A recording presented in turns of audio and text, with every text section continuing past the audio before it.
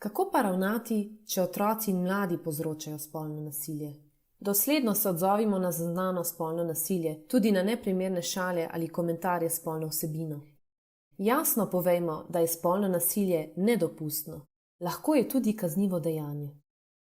Če otrok, mladostnik ali mladostnica povzroča spolno nasilje, poskušajmo ugotoviti, kaj je razlog za to. Ne zmanjšujmo in ne opravičujmo nasilnega vedenja. Pogovorimo se o tem, kako konkretno bodo v prihodnje ravnali, da ne bodo ponovno povzročali spolnega nasilja. Na primer, da bodo prenehali z ravnanjem, ob katerem je druga oseba v stiski, da bodo preverili, če imajo privolitev za spolno aktivnost. Če potrebujejo dodatno pomoč, da ne bi ravnali nasilno, jim jo zagotovimo.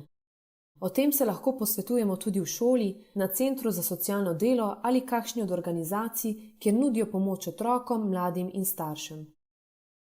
Zapomnimo si, odrasli smo odgovorni za ustavljanje spolnega nasilja.